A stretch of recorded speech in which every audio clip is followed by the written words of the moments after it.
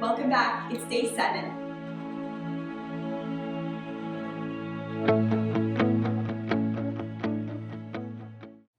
Today we're going to learn about the wrists and the ankles and how they are important to your yoga practice and how you can keep them healthy and safe. In yesterday's video, we spent a lot of time on our hands and knees, and you may have noticed that your wrists were tender or there was some discomfort in that area. So find a comfortable position, whether it be on your ankles or on your bum, whatever feels good, but have your hands free because we're going to learn how to warm them up before yoga. So to start, bring your hands together to interlace. You can have your elbows relaxed and start to circle through the hands, kind of working your way into your wrist joints.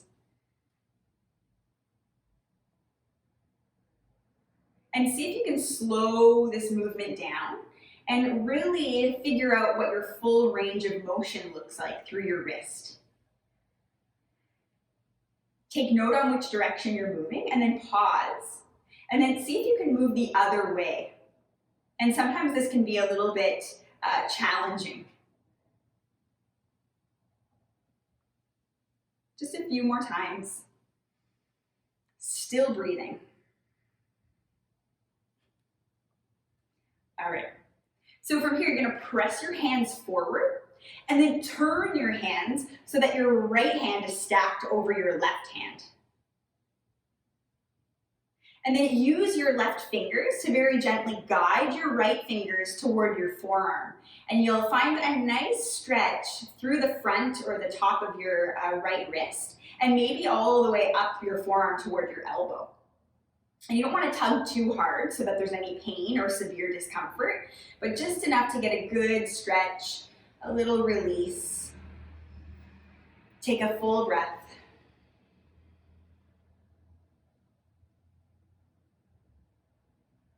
And then interlace your hands once again, draw them forward. And this time, turn the arms so the left arm is over the right. And use your right fingers to gently pull the left fingers toward your forearm.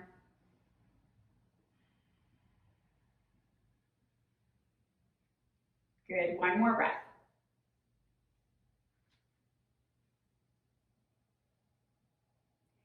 And then gently release.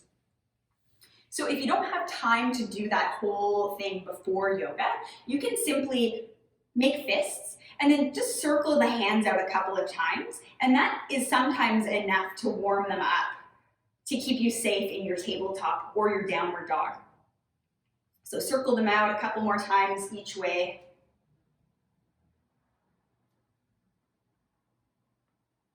Awesome. So from here, come onto your hands and knees in tabletop.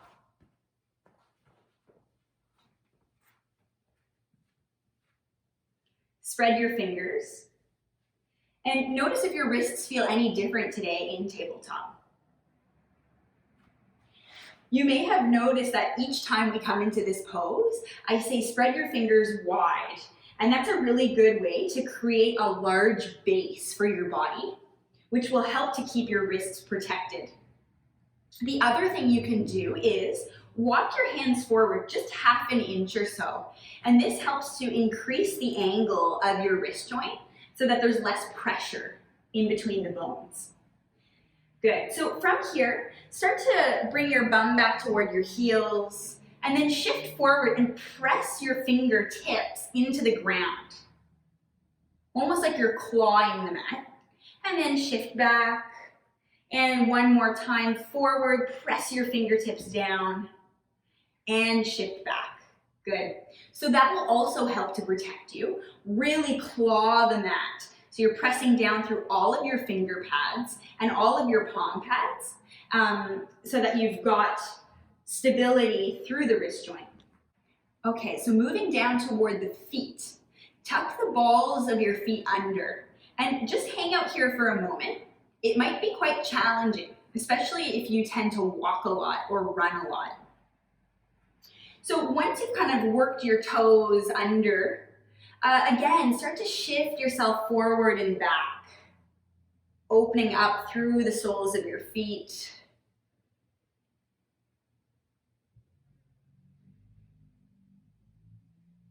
Good, just one more time.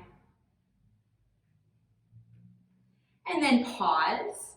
And then unwind your feet and just kind of tap the tops of your feet on the ground. Awesome.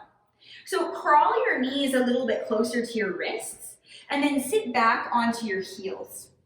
And if this doesn't work because you're really tight through the top of your foot, or maybe you've got some discomfort through your knees or hips, then you can sit to the left side of your feet so that the feet are kind of kicked out toward the right. And I'll turn forward for this one. So whether you're here or here, you're going to bring your left hand out to the left side and bring your right hand to your right knee. All right, so keep the top of your foot down and then begin to lift your right knee up and off the mat. All right, and maybe your knee doesn't leave the mat. That's okay. I know this can be quite intense, but see if you can take a full breath into the front portion of your foot. Good, and then gently release. If you're seated to the left side, bring your bum up and then sit all the way over to the right side. And this time, bring your right hand out to support you. So remember, you can be here or you can be here. All right, bring the left hand to your left knee. Keep the top of your foot down on the mat. And then really slowly start to pick the knee up. Remember, it's okay if the knee doesn't come off the ground. Just find a place where you feel a gentle opening through the front of your left foot. Take another full breath. Good. And then really slowly place the foot down. If you're seated on your feet, sit to one side and then kick your feet out in front of you and bring your hands back behind you for a bit of support. Good, take your feet nice and wide and then let your legs just kind of fall side to side. You can roll to the inner and outer edges of your feet.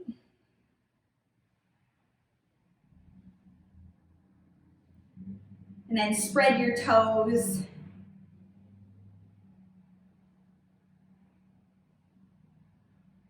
And eventually slow down and either cross your legs or find another seated position that feels okay. Good. Wherever you are, give yourself a bit of a wiggle, root down, reach up through the crown of your head, and roll your shoulders back. Place your hands at heart center.